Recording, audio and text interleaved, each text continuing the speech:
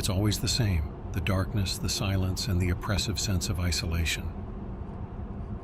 Working the night shift at the old hospital wasn't exactly my idea of a dream job, but it paid the bills. The hospital, built in the early 1900s, had a reputation for being haunted. Of course, I didn't believe in ghosts. At least not until that night. I'd been working the graveyard shift for 6 months, and I was used to the sinister quiet. The hallways, once bustling with doctors and nurses, were now deserted, save for the occasional flickering light.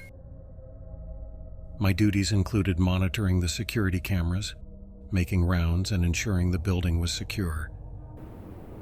It was a cold, windy night, and the power had flickered a few times.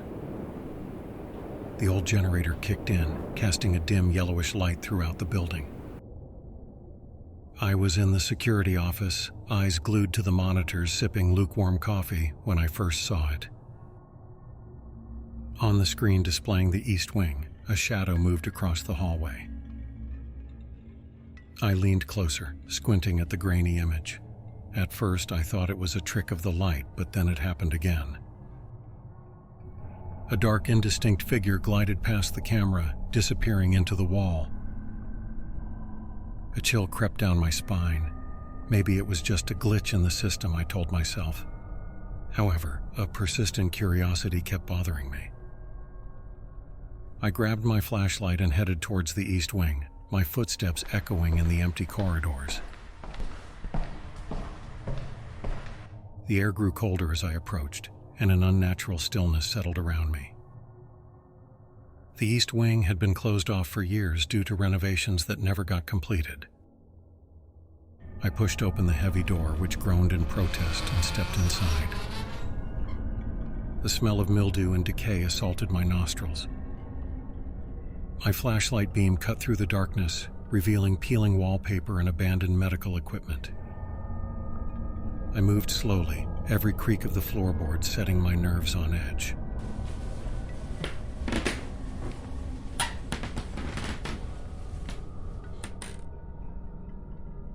Then I heard it, a faint whispering like a dozen voices speaking at once. I swung the flashlight around, but there was nothing there. The whispering grew louder, more insistent. It seemed to be coming from a room at the end of the hall.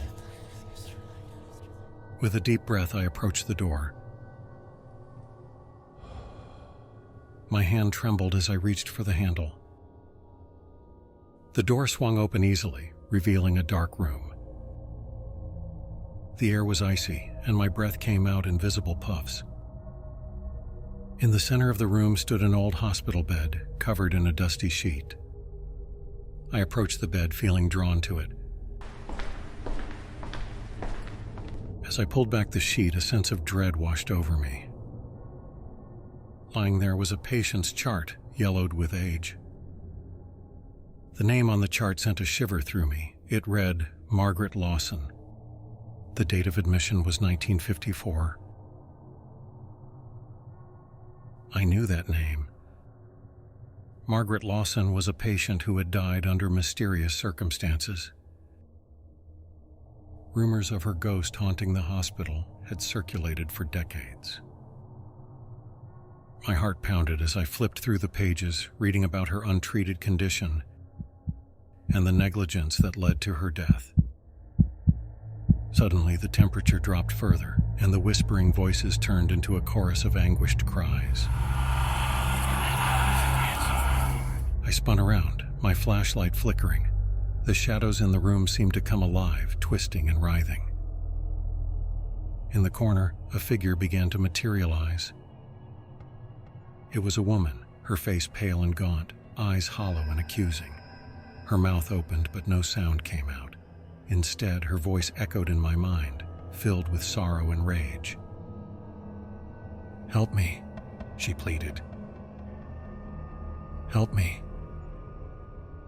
I stumbled back, my mind reeling. This couldn't be real. I had to get out. I turned and ran, the cries following me down the hallway. As I burst through the door into the main corridor, the lights flickered and went out completely. Plunged into darkness, I fumbled for my flashlight, but it was dead. Panic set in. I groped my way down the hall, the whispers now a deafening roar. I could feel her presence behind me, cold fingers brushing against my neck. I reached the security office and slammed the door shut, my heart hammering in my chest. I huddled in the corner, clutching the useless flashlight, waiting for the first light of dawn. When my relief arrived, I stumbled out, unable to explain what had happened. They found me in a state of shock, babbling about ghosts and shadows. I never went back to that hospital. Some nights I still hear the whispers, feel the chill of her touch. And I know she's still there, waiting for someone to help her find peace.